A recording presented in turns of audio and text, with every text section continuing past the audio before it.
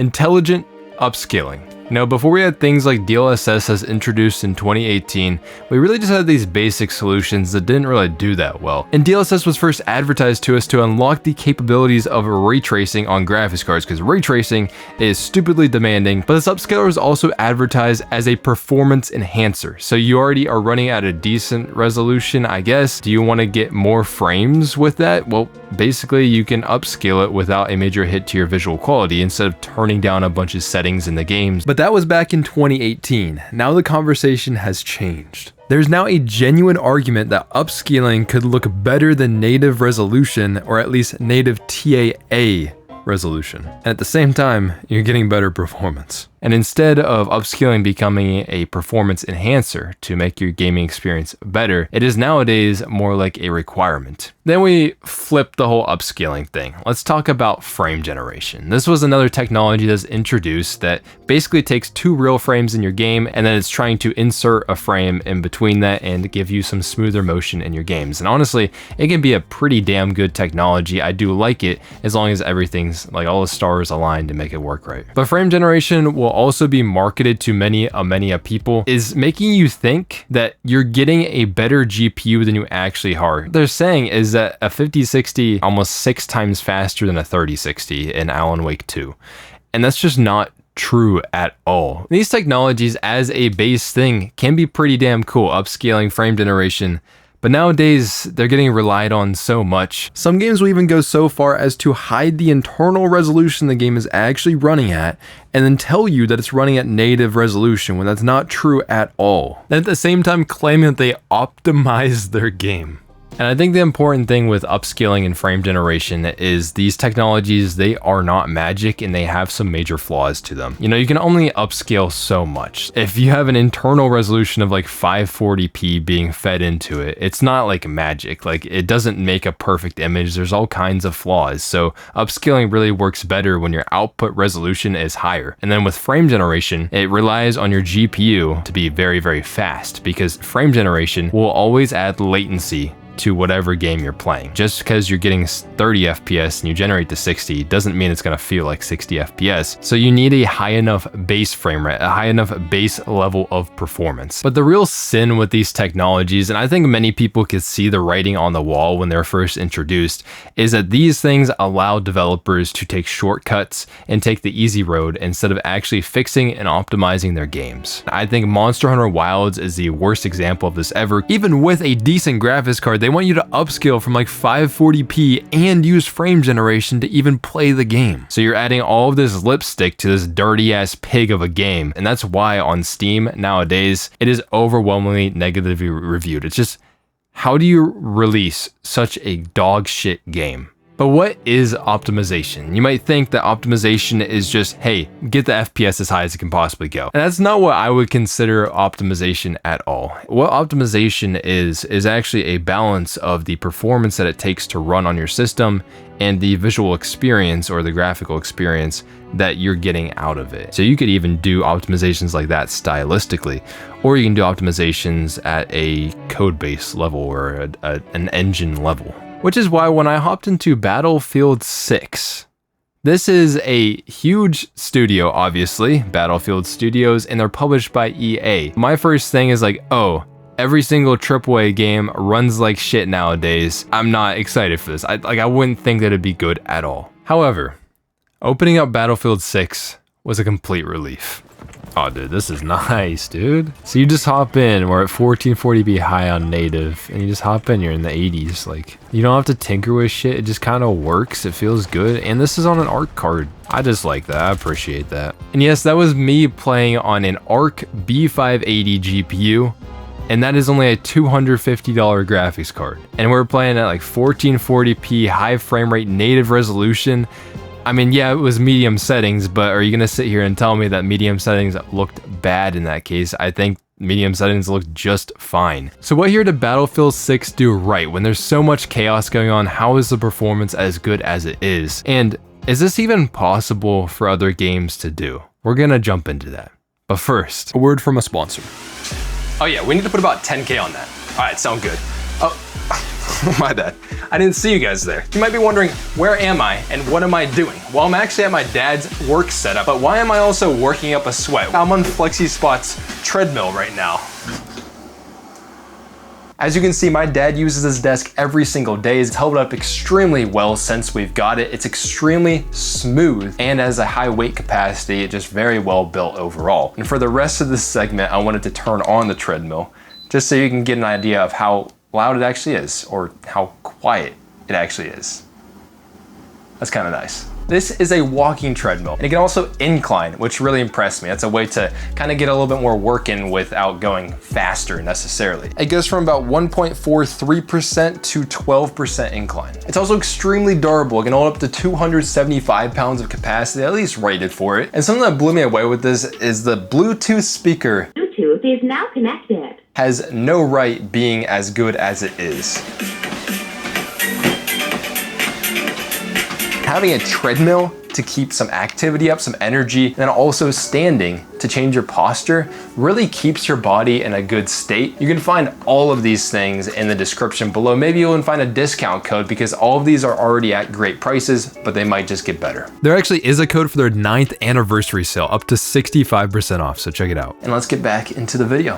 Thanks, FlexiSpot. Peace. I now have 11 hours in Battlefield 6, the open beta, which has been an interesting experience because every time you reload the game, and actually when you change graphics settings in the game, sometimes you have to restart it to get them to apply properly. And when you restart it, then there's a queue for the beta because they're only accepting so many people in the queue right now. The real game comes out in October, so it's really not that far away from now. I doubt much is really going to change. But yes, I have this many hours in this game because I have tested a ton of GPUs in it. And I'm just gonna tell you, this game is great.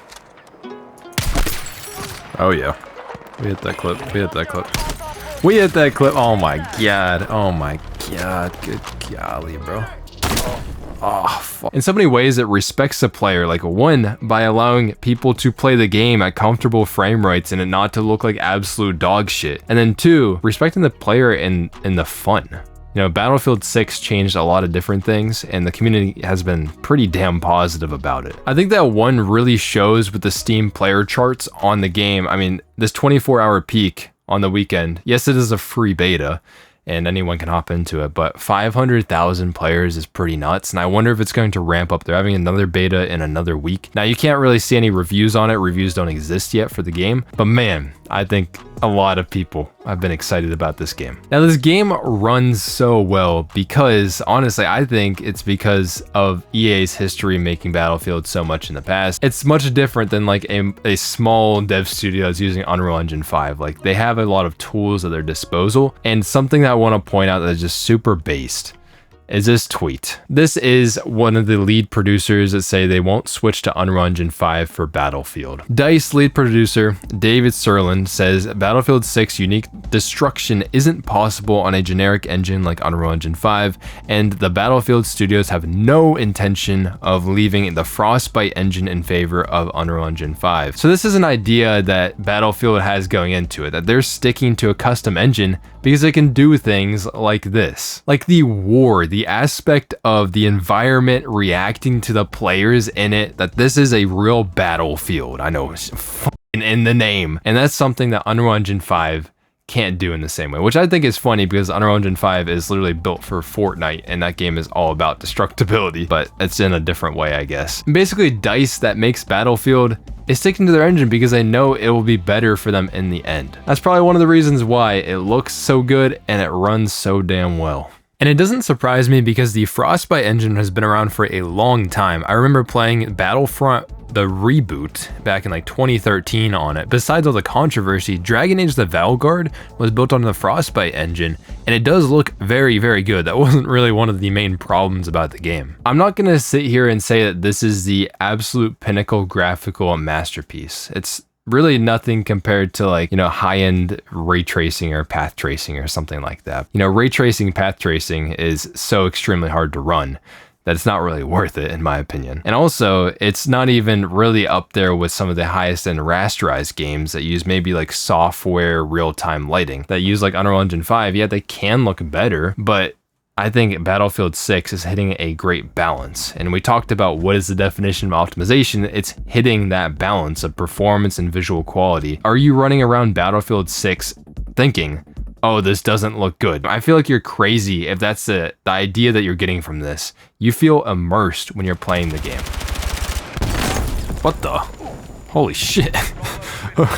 I can fly. That's the thing. I've been yapping quite a bit. It's like, this game runs so well. Well, how well does it actually run? Well, if you look at their system requirements, so this is what's recommended and then the minimum specs that they want you to have on PC. Honestly, these are very, very reasonable. So this is a very old CPU from AMD, an old CPU from Intel as well. A pretty like mid-range, I guess it's mid-range nowadays, GPU from AMD. Honestly, I guess nowadays it would be considered lower end GPU from NVIDIA. Really, this is recommended specs for your PC. They don't say what frame rate and resolution they're targeting, but I'm guessing 1080p over 60 FPS consistently. And then at a minimum specs, they're asking for a pretty low-end AMD GPU and an RTX 2060 from NVIDIA. Like, they're really not asking for a whole lot to play this game. And that really shows when you dig into the actual performance. Let's start talking about some of the shit that I tested, all right? So on the RTX 4070, now this graphics card was $550. On this card at 1440p, a lot of people have 1440p monitors,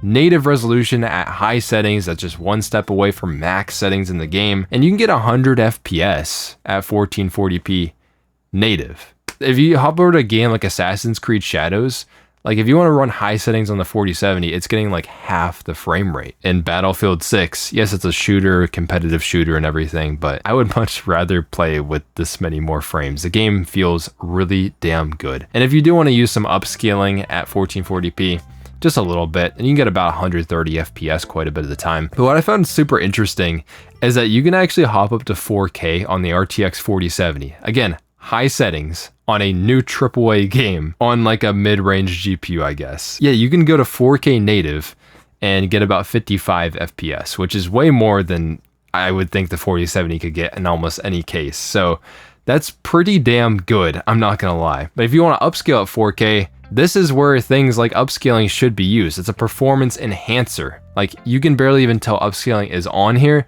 and we went from, you know, at native 4K, like 55 FPS, and now we're at like 75 FPS with upscaling. So this is how these technologies should be used. And since Battlefield 6 runs well at a baseline, then you can actually just take advantage of these things and then enjoy things like higher resolutions on a GPU that technically wouldn't be able to handle it. This is the purest form of these technologies being used, and I just love that. Now let's hop over to a lower end GPU, the RTX 4060, a very common GPU as well though. And for this, we're gonna be dropping to medium settings, and I'm gonna explain that in just a bit. But if you do medium settings at 1440p, then you get 80 FPS, like on average. And I'm just gonna say, like, that is absolutely playable. You can be competitive on this. And this isn't even like the newest graphics card, and it was $300 a couple years ago when it launched. Honestly, it was a pretty lackluster upgrade over the previous generation. You know, if you want to play with some upscaling at 1440p, well, you're damn near getting close to 100 FPS. And also, I'm just going to flash up some 1080p native gameplay, because a lot of people with this GPU might be playing at 1080p. Now, an interesting phenomenon that I ran into with RTX 4060, because it has only 8 gigabytes of VRAM.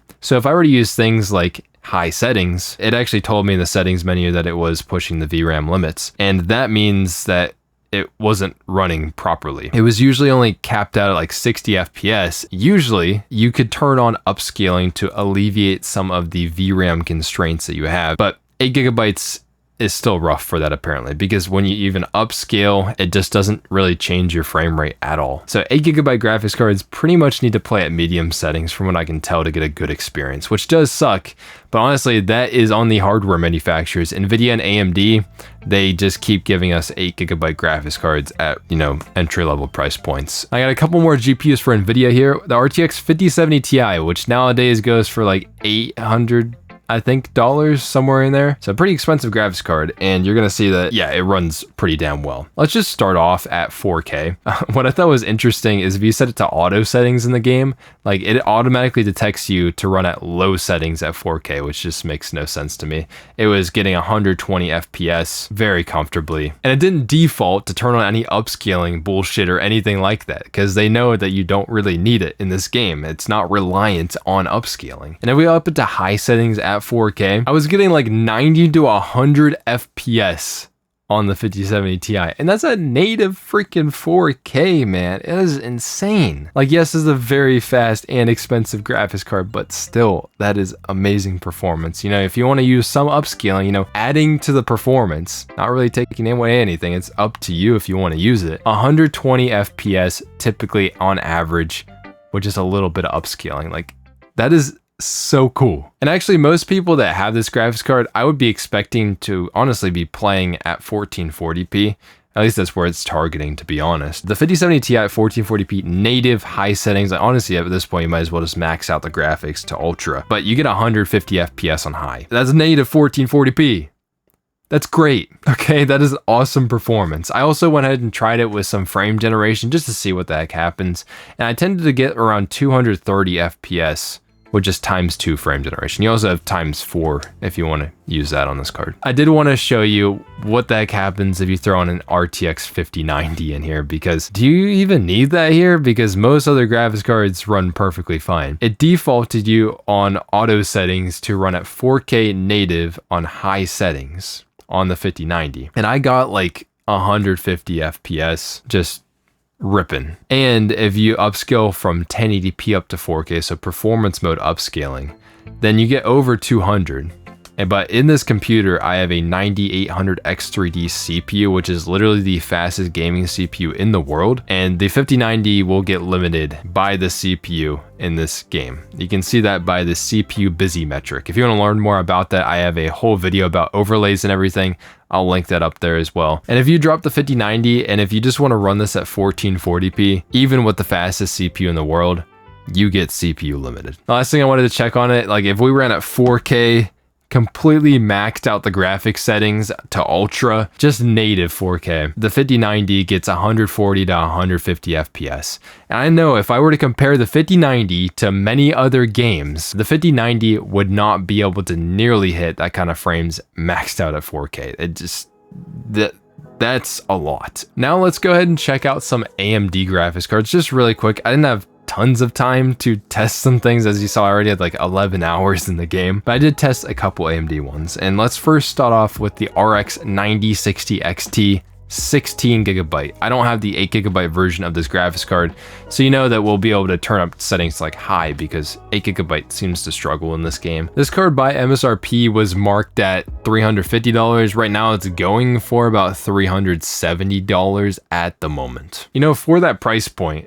you're getting a perfectly fine native 1440p gaming experience, 80 to 90 FPS, and you still have options like FSR 3.1. And I just set this to quality mode, which is about upscaling from 1080p up to 1440p, and now you get like 110 to 120 FPS. And honestly, I don't see a major difference in terms of the visual quality, even though FSR 3.1 doesn't typically look that good. Now we'll see if AMD will eventually add FSR 4 to this game, but that's kind of on AMD to do that with their drivers, so we'll see that over time. And if you want to play with this at 1080p, 120 to 130 FPS, it's a great gaming experience. You can max this out on this graphics card. That can't be said for every single game that's coming out nowadays. Now we'll hop up to a beefier AMD graphics card, the RX 9070 XT. Now the 9070 XT, its MSRP is $600, but it never goes for that whatsoever. Getting close to that 5070 Ti. In terms of performance, it actually matches the 5070 Ti a lot of the time. The 9070 XT can just run at native 4K, 90 to 100 FPS. Absolutely crushing it. Kind of dawned on me now, but these aren't the most scientific benchmarks, and also some of these were in different game modes, which means certain numbers of players were available on the field and everything. So keep that in mind, like your performance can vary and the tests that you're seeing kind of are chalked up a little bit. Again, you can do all kinds of upscaling at 4K with the 9070 XT, still looks great in the game. You can just get more performance. It actually impressed me how decent, honestly, that performance mode FSR upscaling looks, so from 1080p up to 4K. And then the last GPU I want to mention here is the Arc B580. Obviously, we saw so many times how well it runs at 1440p, and what I thought was interesting is because this game runs so well, you can use things like upscaling to help unlock higher resolutions. So this is a $250 Intel graphics card. You can run this at 4K. It's not 4K native. It's being 1080p upscaled to 4K, but you can run the game. It looks pretty damn good, and I'm not upset with it at all. So all in all, those graphics cards run extremely well. Battlefield 6 absolutely crushing it right now, but you might be wondering, with the game, there's so much going on in it. Typically, when there's a lot of physics and everything, it ends up being very CPU heavy. So you actually might get limited by your CPU before you get limited by your GPU. So I did want to point out, I didn't really test this. I do have the ability to test it. I just didn't have the time to test it, to be honest. There are some videos out there. I wanted to point out this guy. I'll link everything in the description. But what he's showing here is the RTX 3080 with a Ryzen 5800 X3D. So this is actually a pretty decently high-end CPU from AMD. It is actually CPU limited, because the GPU utilization is much lower a lot of the time. So it can depend on the game mode and everything. The FPS is still very comfortable. Like, it's getting limited at like 120 FPS. And it can get kind of worse, like the lower end your CPU is. Crispy here has a 2600 6-core AMD CPU. It is getting like completely maxed out at like 94%. It's using all of them cores, which is actually kind of cool from the Battlefield team, that they can optimize the game to use like all 6 cores, which can be pretty challenging. So yeah, hate it or not, yeah, it can be pretty CPU heavy at times, but you're still getting, even with kind of shitty CPUs, you're still getting like over 60 FPS. So I don't really think it's that bad. I've seen a lot worse things, to be honest. Now, I will say that Battlefield 6 isn't the only like super well optimized game that I've seen recently. And a bunch of other questions that popped into my head is like, well, when do we need games to look at a certain graphical level? Because there's a point of diminishing returns in how good games look. There's a point of like photorealism. It's like, well, who gives a fuck anymore? Some games like Stellar Blade that came out recently is actually an Unreal Engine 4 game. It is a game that didn't adopt a lot of the new technologies. They're like, hey, I can get it to run on Unreal Engine 4. And we're just going to use the older technologies because we don't really fully understand the new Unreal Engine 5 stuff yet, or how to make it optimize and run well on other systems. So we're just going to use Unreal Engine 4. I've actually seen this takes from some different developers that they just stick to Unreal Engine 4 because it has all the tools they need and it runs fine too. Just because it's the latest, shiniest thing, it doesn't matter at the end of the day. So that's what Stellar Blade did, and I think that game looks really damn good and it runs extremely well on a bunch of different hardware. Now, another game that kind of got my head kind of thinking about this stuff is Last of Us Part 2.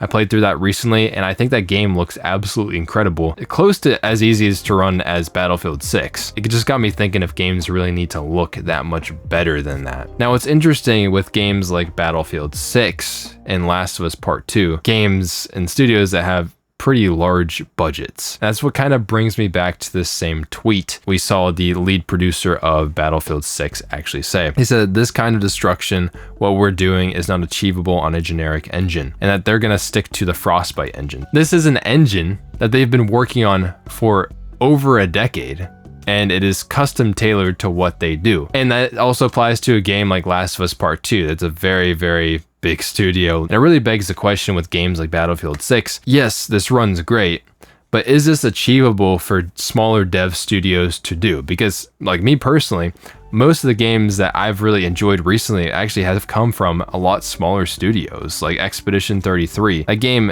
isn't amazing in optimization, but they made it work in Unreal Engine 5.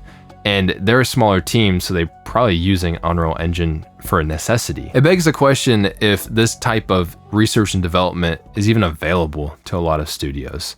And there is a great channel out there called Threat Interactive that is showing like optimization steps for Unreal Engine to improve the performance that you get in your games. There's certain tools for certain jobs at the end of the day, and obviously EA was able to make their own tool, the Frostbite engine, for this job, which makes it a lot better. Unreal Engine is built primarily for Fortnite, but not every game is going to be Fortnite. So yes, they've worked very hard, and things like The Witcher 4, it looks like a lot of work is being put into Unreal Engine. We'll see if it actually, turns out good in the end. So it's like a generic engine, and it takes even more work from these smaller developers to really make it their own tool. Still a daunting task, especially if you want to make an optimized game. And I think that's why we see so many games that rely on upscaling and frame generation, because it is smaller teams and stuff. And sometimes it is big teams. Don't get me wrong there. If it's a smaller team or anything, I can kind of excuse them if they're using the tools that they have available to them. Also, they might not have all of the experience or all the knowledge to even know what's possible to optimize their games. Like, that takes a lot of veteran knowledge and research. Maybe a lot of teams, they got to make the game. They can't just sit there and optimize all day. At least with smaller teams, I can definitely make an excuse for them. But anyways, let me know what you think about this down in the comments below. I was just really happy to play a game that just ran well. You just hop into it, you're like, God damn, this is a good experience. This is how it should be every single time. Let me know if you play Battlefield 6 as well. I've been enjoying it. I've never played Battlefield before, so it's been a little bit of a weird experience for me. It is a lot going on at a time. It's overwhelming. Also, check out FlexiSpot at the top of the description. I really like the treadmill. I'm actually sitting in a FlexiSpot chair right now, and my dad uses their desk every single day, so they just make good stuff, and they're at good prices. So check them out. That's about it for me. I'm gonna go ahead and see you guys in the next video, and peace. And yes, my eyes were completely bloodshot through this whole video. That hurt so bad.